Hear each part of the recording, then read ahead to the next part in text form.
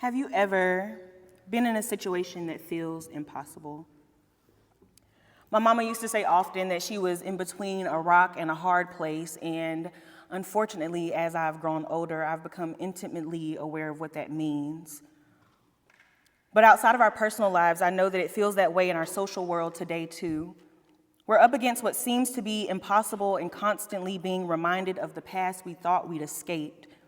And that's where we find the Hebrew people in our story tonight, with an unattainable future ahead, a death-dealing past behind them, and a command from God to move forward. Will you pray with me?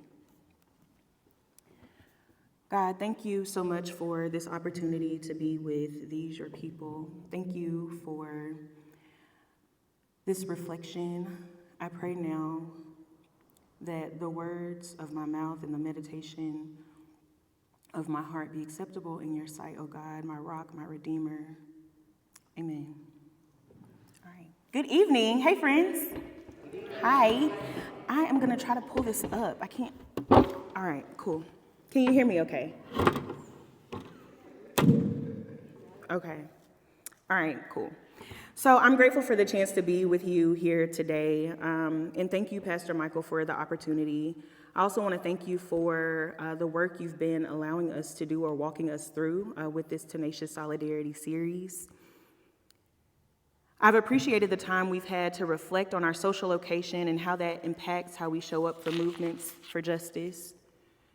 Joseph's story helped us to consider how we can use our privilege to show up, to learn from, and journey alongside those most marginalized in our communities. The beautiful Shipra and Puah defied their government because they respected God, and you reminded us that we're called to do the same.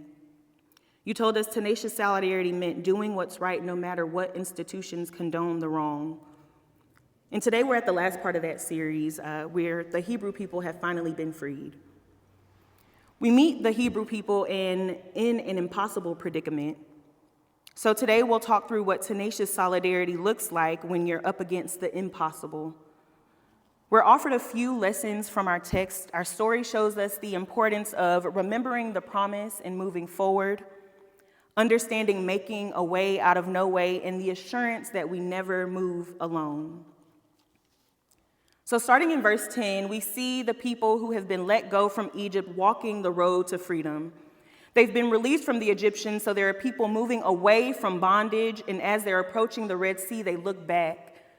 They look back and they see the Egyptians on their trail, and they're terrified. As Pastor Michael reminded us last week, oppressive forces don't just give up without a fight.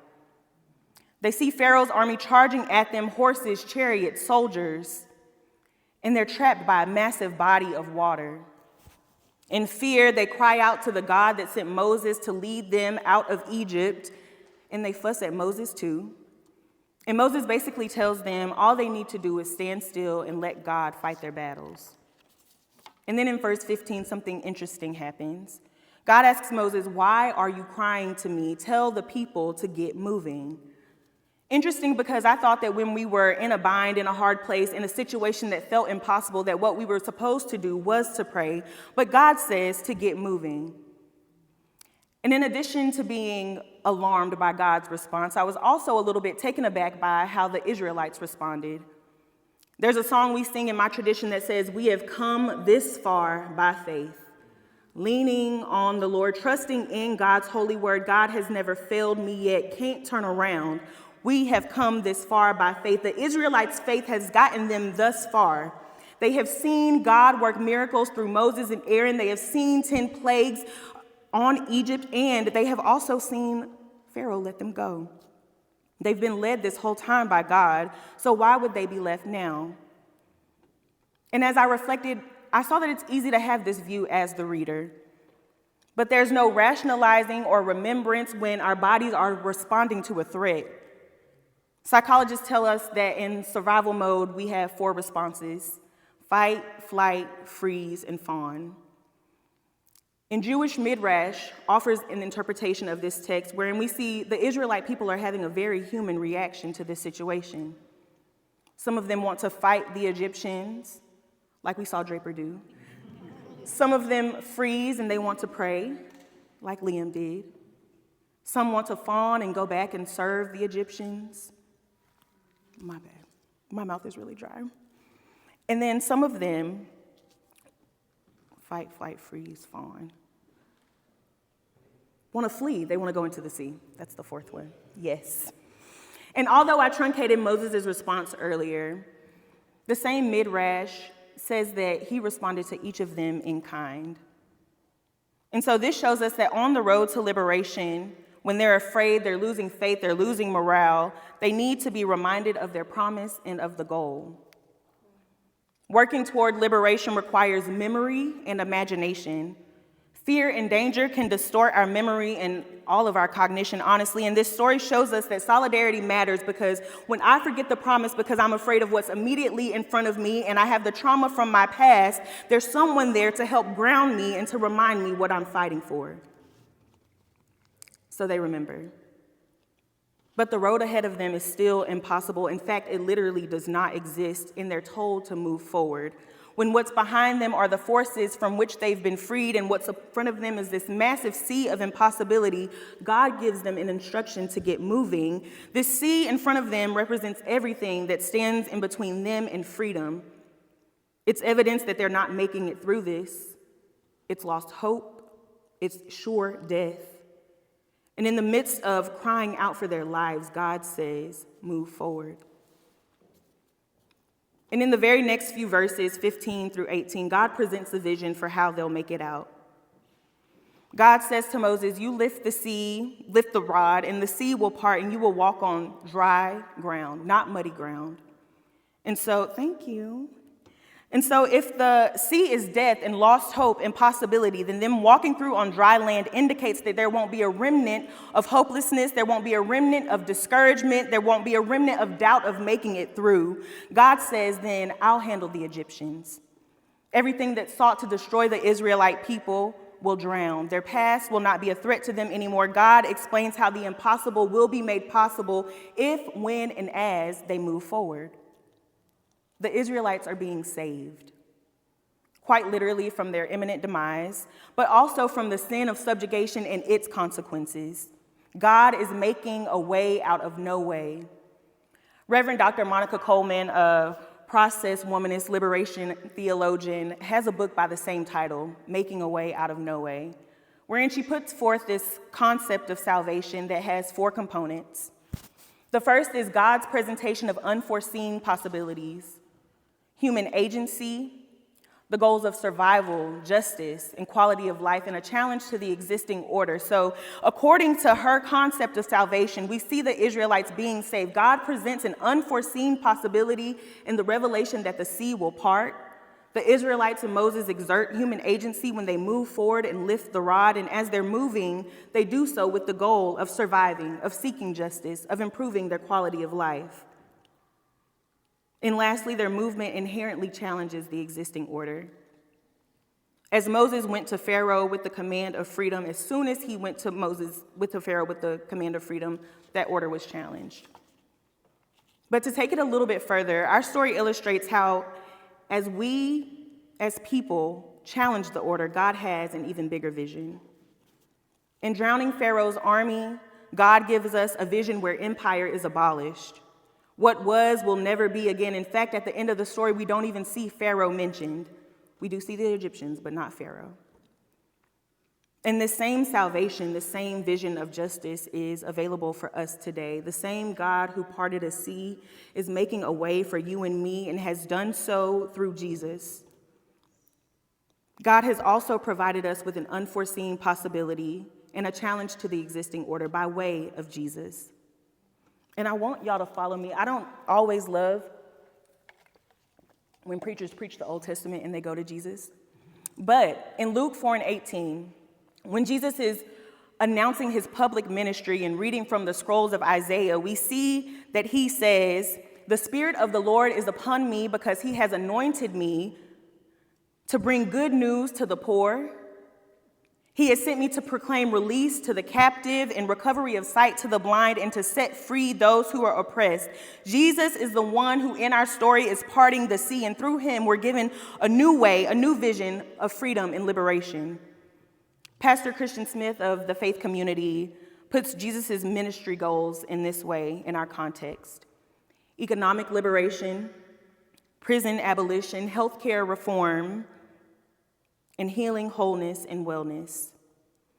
And in our settler colonial country where 1% of the population has amassed and holds on to 40% of the wealth, in our country where there's a loophole for slavery in the 13th Amendment in our Constitution, in our country where we do not have health care for all, and we're one of the only high-income countries that don't, Jesus' ministry is directly a challenge to this existing order. He has come and made the vision known, and it's up to us to continue exerting our agency to actualize the future we know we've been promised, to make manifest what God has already told us would be, and the only way we can do that is together. Yesterday, I went to the National Center for Civil and Human Rights, and I had a chance to look at a few of the displays. One of them was the Freedom Riders display, and they're pictures of Black, white, Jewish, Christian, middle-aged, teenage men and women on this bus replica. These people worked together for freedom to challenge desegregation laws that weren't being upheld because they knew that the only way forward was together. They knew what they had been promised and they knew how they had to get there. So solidarity requires us to remember that this vision has been cast. We've been offered salvation, given salvation, the promise of liberation. We have to remember the goals we have for ourselves and our people, and it requires us moving toward that in the same way the Israelite people did together. Coleman ends her book by saying this: salvation does not come to an individual. We cannot attain wholeness, health, peace, and justice as individuals. The responsibility lies with all of us. That's the end of her quote. We must go together. Black liberation theologian James Cone says that any statement about salvation that divorces it from liberation or makes human freedom independent of divine freedom must be rejected. Liberation is salvation, and salvation requires solidarity. Tenacious solidarity means moving forward together in the midst of what seems to be impossible. If we need to give each other a pep talk every now and then that's what we'll have to do. But it means remembering the vision God has for us as a people, for our lives and for society, and then moving forward and playing our part. Whether that forward movement is a freedom ride, whether it's lobbying at the Capitol, whether it's making sure you're raising your children well, whether it's making sure you're creating spaces in your community for healing and justice, we need to do our part on this path to liberation. And while we're moving forward, we're doing our part, we might look around and wonder, God, where are you? And so I do want to bring our attention back to the text. Verse 19 says, the angel of God who was going before them moved and went behind them. The pillar of cloud moved from in front of them and took its place behind them. In the previous chapter, in verse 21, we see that when the Israelite people first left Egypt, the Lord went before them as a pillar of cloud in the day and a pillar of fire by night. And the book says, the Bible being the book, says that pillar never left the front of them.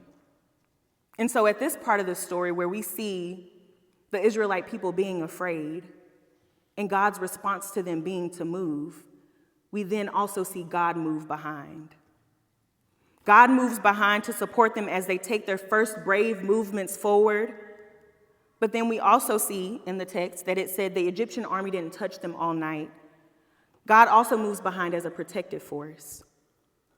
And so today, when we find ourselves like the Israelite people with Pharaoh on our tracks, we're reminded of our history as a nation, and we're at a Red Sea in front of us. We see our current political landscape. When we find ourselves in the midst of what seems to be impossible, I do hope that first we take the time to remind each other of God's promises, of why we're doing what we're doing, to ease each other out of panic and out of survival mode.